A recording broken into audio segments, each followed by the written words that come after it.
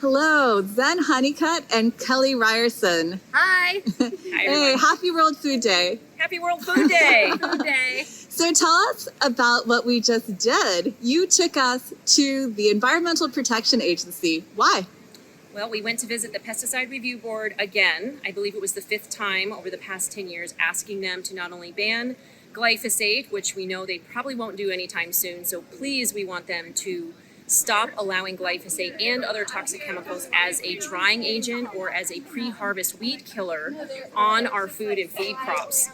Very reasonable request considering that Europe just did that, and considering that that would eliminate about 80% of the American exposure to this carcinogenic, endocrine disrupting, nervous system damaging neurotoxin that causes liver and kidney disease and reproductive effects. It's very reasonable to ask them to do this, and that's what we went there for. So Kelly, you're a glyphosate girl. What is glyphosate? So glyphosate is the active ingredient in the weed killer Roundup. It is the most used pesticide in history. It is everywhere. It is in the air, it's in our food, it's in the rain, it is in our water, it is in our sanitary products, it's in our semen, it's in our hair, it's in Breast milk, tampons, all kinds of. It's really everywhere. Gluten-free, fast food, school lunches, 100%. Fast food, 93% of school lunches. You can look at all of the data on glyphosate and where it's been found on momsacrossamerica.org and on Glyphosate Facts. Right. The damage is enormous. And what I focused on at the EPA is something that's really been troubling me a lot, because in the United States we have a huge controversy that shouldn't even be a controversy about the ethics of IVF. And in these conversations, if you watch them, read about them, no one's asking why can't people get pregnant. And if you look at the research, I'm not saying that glyphosate is the only thing, but it's a significant endocrine disruptor. It's certainly impacting people's ability to get pregnant. And so one of the things I presented, there's this, just in the last few years, there's an enormous library of studies of the impact on male reproductive health and how it is actually found in semen. It damages testicular cells. It actually also can impact female fetuses by masculinizing their AGD, which is the anal genital distance. It changes if the pregnant mom is exposed to more glyphosate. So it is definitely an endocrine disruptor. Now, what they did at the EPA when they analyzed it about 10 years ago is they said, okay, we're going to do weight of evidence study. So they used industry studies to say that, oh, this is not an endocrine disruptor. Those studies are private. You have to do a FOIA to get those studies. If today I asked, could I have a copy of those studies? And they said, well, you need to reach out to the company. I'm like, okay, so Monsanto Bayer.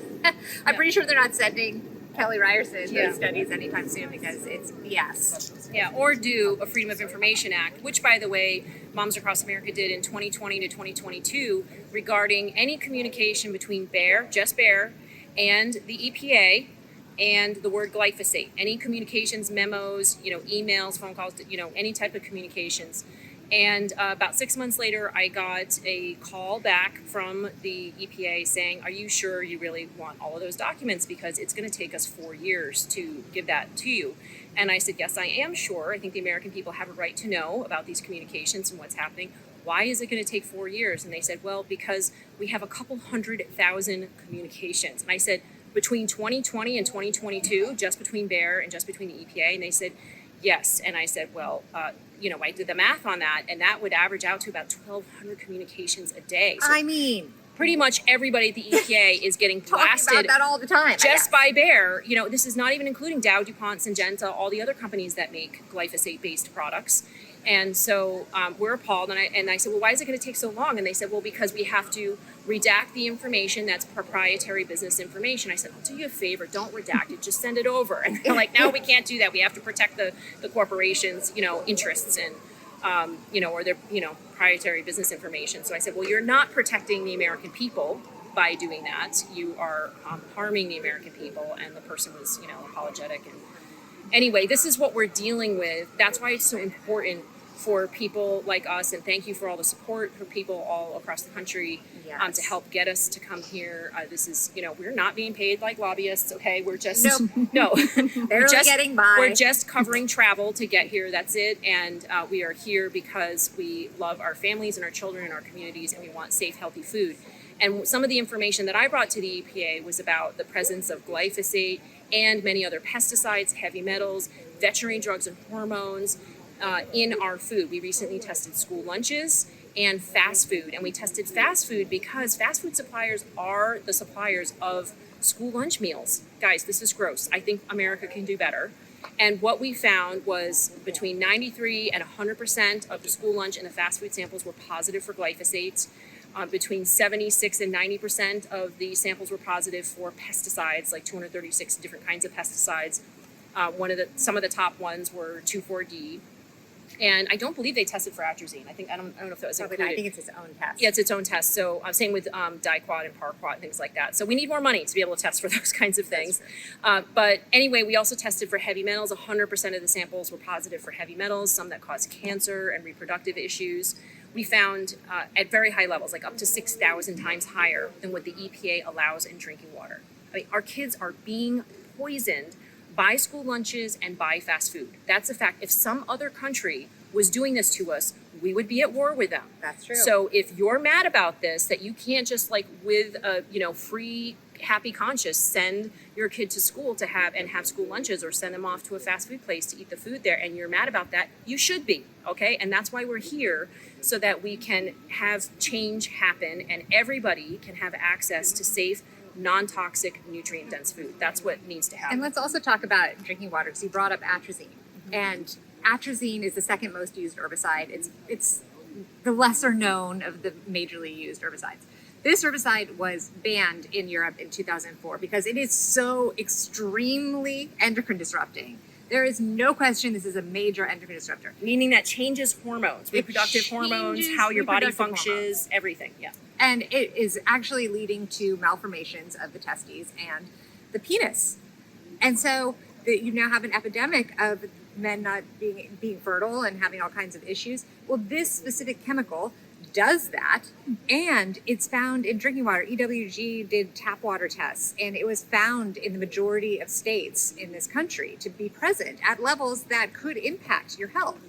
So that is something, and they actually are talking now about increasing the allowable drinking level of atrazine in drinking water, which we is asked the about opposite. that. And she kind of was, She kind of gave an excuse that, that needs to happen. I think plants. It was like in a certain area. She was trying to say it wasn't drinking water. Yeah. It was like in bogs or swamps or somewhere. I don't know. She was saying something like that, but I given beyond pesticides words, I think that might not be the whole truth.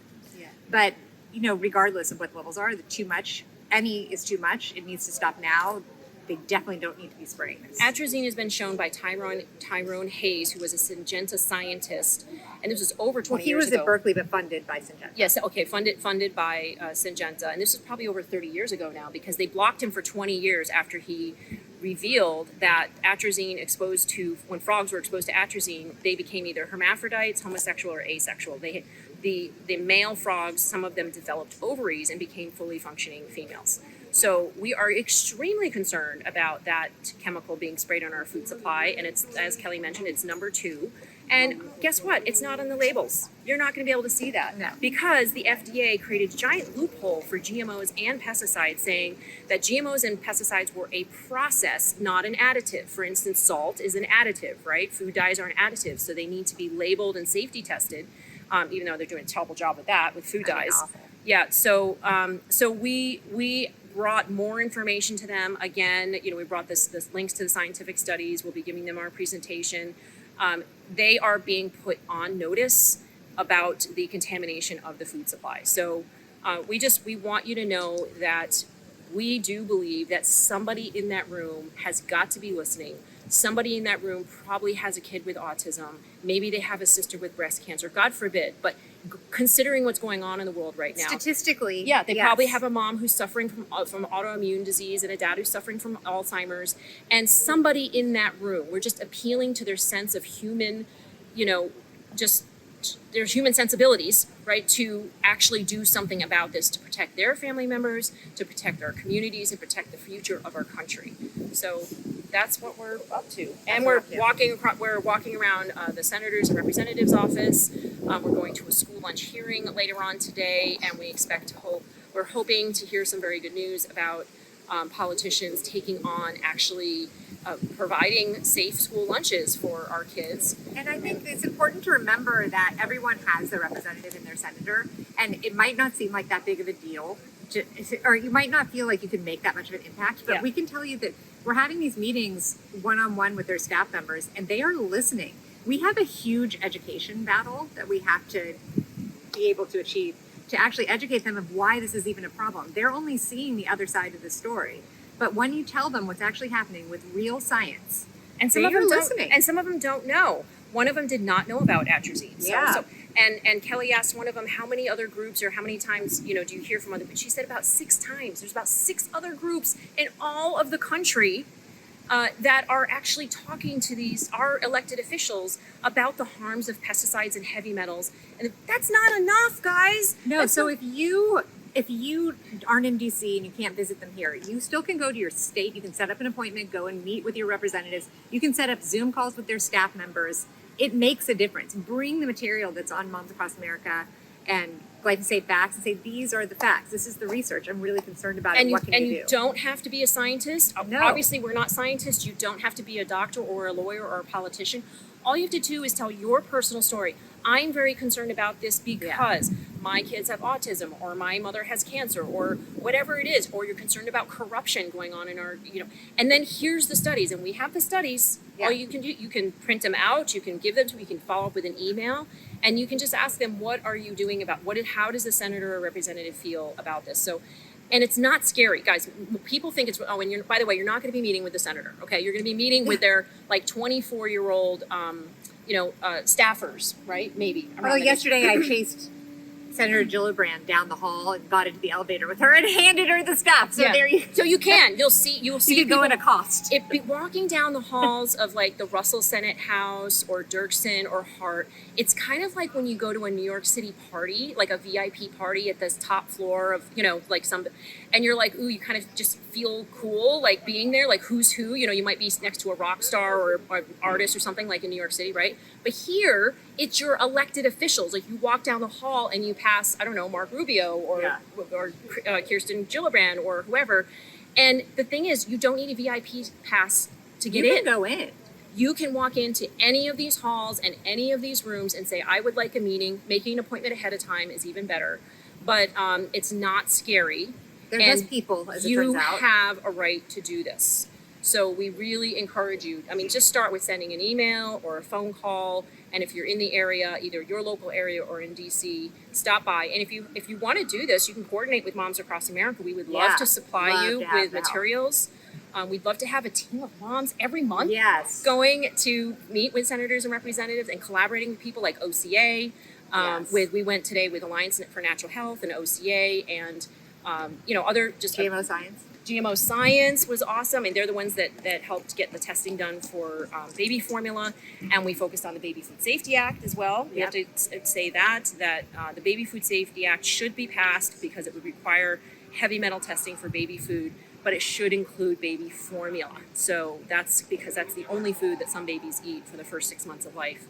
So we're asking the senators and representatives to include baby formula in the Baby Food Safety Act and get that passed. Because guys, the FDA is not regulating any foods for heavy metals at all, except for lead in applesauce. They have some guidelines for baby food, which are not passed yet, and they're regulating lead in candy. That's it.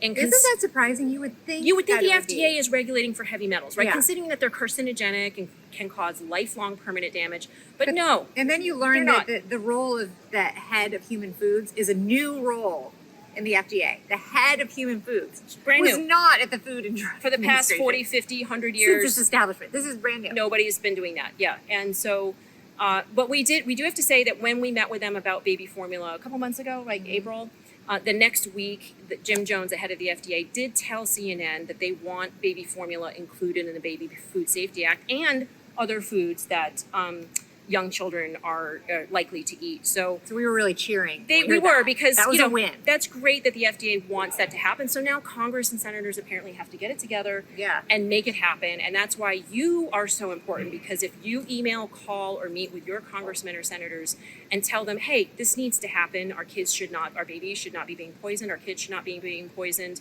I should not be being poisoned. Yeah, you we know? should not be being poisoned. So it really does matter if we speak up. Yeah. You all put together an all-star cast for today's meeting. Can you tell us about the people you pulled together? Give us a little bit about their backgrounds and what they shared with the EPA. I'll name a few. So, of course, we had to have Dr. Michelle Perro of GMO Science there. She's a 41-year pediatrician. And what she's seeing is it's not really like 1 out of 54% of kids that she's seeing that have a chronic illness. She's saying it's more like 70% or higher. So she brought a lot of information about how our children have chronic illnesses, and the stats are staggering, really, really unfortunate. We also had Rob Verkeck from Alliance for Natural Health speak about the impact of glyphosate in farming. Also Alexis Beta-Mayer from OCA, very eloquent about the impact of glyphosate in farming and the soil and what's happening in the environment. And that's devastating, guys. Like endangered species are being wiped out. Species are being wiped out because of the impact of glyphosate. And the EPA said that was true. Yeah, the EPA The biological themselves evaluation. acknowledge over 90% of endangered species are harmed by glyphosate. Especially butterflies, right? Yes, especially butterflies. Pollinators. I mean, it's just devastating. We also had, let's see who else. We had Mark Dudla speak about the solutions. He's a regenerative organic farmer. He's one of our advisors from Neighborhood Food Network with Moms Across America. And his father died of cancer, and he was using Bayer chemicals on his crops. He was an agrochemical farmer. The father was a 4th generation. Mark is 5th generation farmer. Mark's son is a 6th generation farmer. And when his father got cancer, they got chemo drugs for him. And guess whose name was on the box of chemo drugs? Bayer. So the very same company that sold them the agrochemicals that made his father sick with cancer and died were the same company that sold them the chemo drugs that was supposed to make him better. Of course, it did not. And Mark came in and he was explaining to the EPA, because we presume that the EPA is going to argue, well, the farmers need this tool to desiccate. Like this is the way they do it. It would harm their profits. And he came in and he said, oh, no, actually, I use swather. We don't do chemical desiccation, and it's completely possible. Let's step back a few years. And a lot of them, actually, it was news to me that a lot of farmers still have swathers. Yeah. So they are able to do this. And so that was a really powerful contribution. The fact is, farmers do not need glyphosate or other toxic chemicals to farm. Farmers have been farming for thousands of years without these toxic chemicals, and when they do, there's more organic matter in the soil, which sequesters more carbon, which absorbs more water, which increases nutrient density. The plants are healthier, and there's less pests. When a plant is unhealthy, it will attract pests, right? When it's healthy, it doesn't attract as many pests. And they crowd out the weeds, right? They grow in a healthy way. So there's a lot of benefits to regenerative organic farming, and we're so glad to have Mark there. And we had some other people. And we had Christy Lewis from Quinn's Yes. Pretzels. I love their gluten-free, and I have to be gluten-free. And my pantry would not be fulfilled unless I had plenty of Quinn. So I was so excited, and she's just an awesome speaker.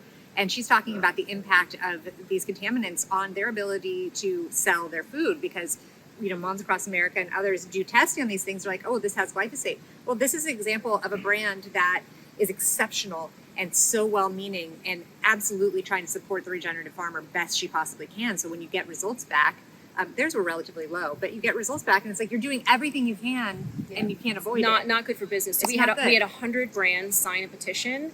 Brands and retailers sign a petition to the EPA asking them to stop allowing glyphosate as a drying agent and other toxic chemicals, because it's now affecting business. And if you look at Bonza Pasta, our Bonza Pasta results, you'll see that.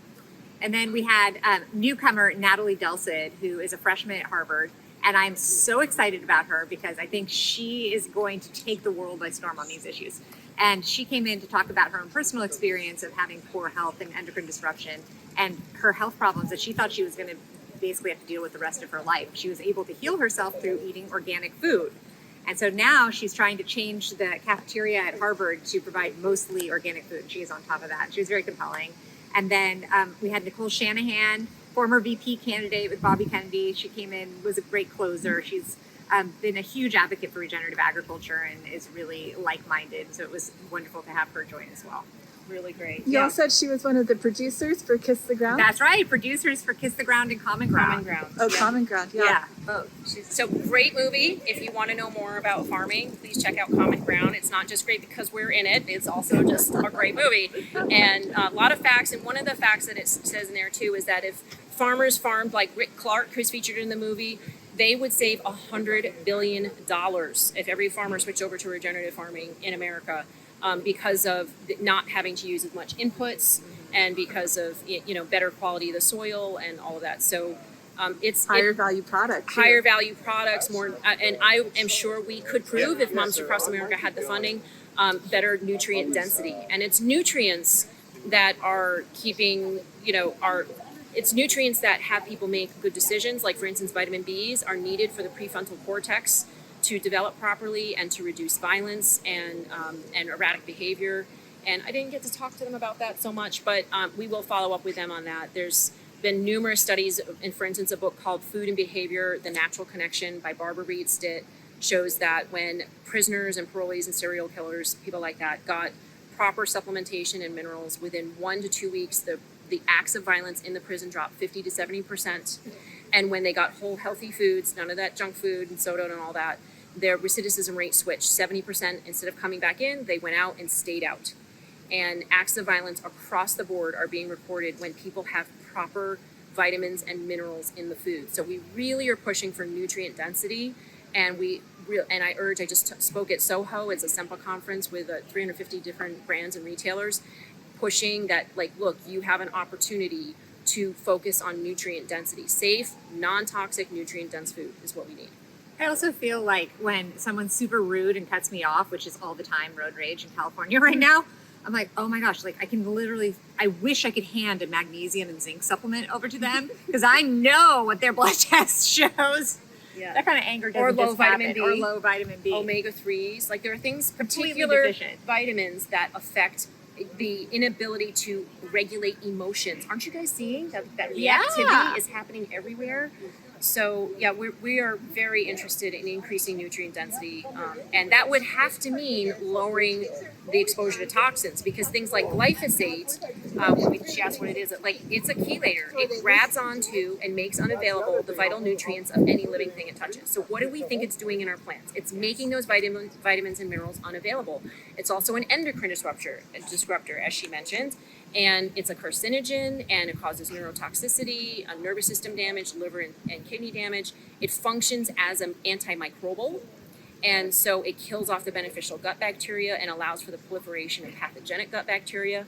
Probably does that in soil too, right? Yeah. Yeah, I'm pretty sure. Yes, it definitely does. So, so it functions in so many different ways. When people said, 12 years ago when we started doing this, that we shouldn't be reporting on Anthony Samsell and Stephanie Seneff's studies, because it's just so highly improbable that this one chemical would be connected to 40 different diseases. Like, in email threads, they actually called them Looney Tunes, and they told people not to work with Moms Across America because we work with Looney Tunes. Like, that whole thing got very shunned. Well, it turns out that the work that Stephanie Seneff is producing now is showing that she's right. She knew. So yeah, she knew all along. She stood her ground. Yes, I'm right. So, but she's very humble about it. She would never. I don't mean to make it out like that, but when you meet her and you talk to her and you hear what she's actually talking about, that's so scientifically accurate. Yes, you just can't deny what she's saying. So hopefully her time is coming where people believe it.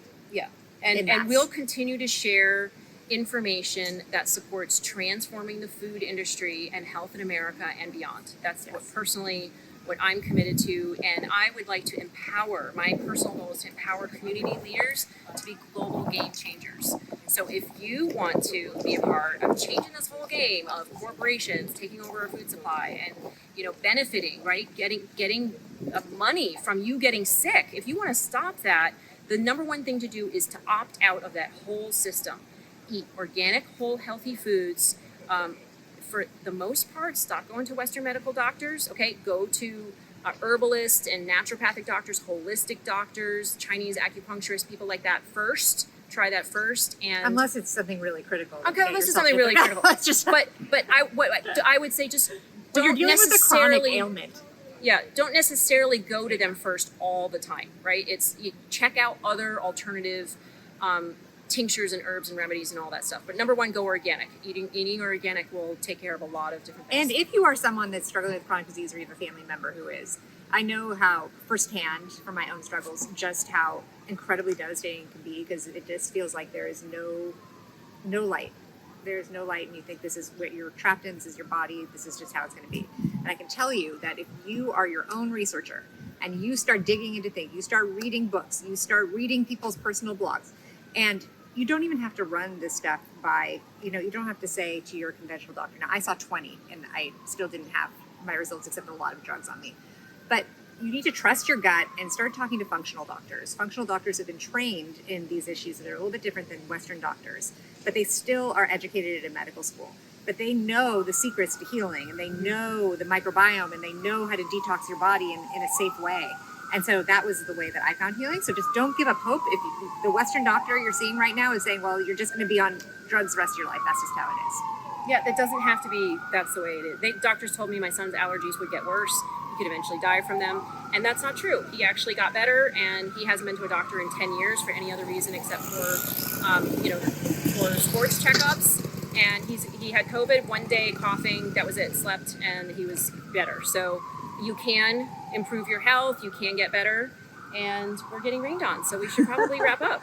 All right. Thank you so much, Kelly Ryerson, Zen Honeycutt. Thanks Thanks for bringing us to DC. Thank you.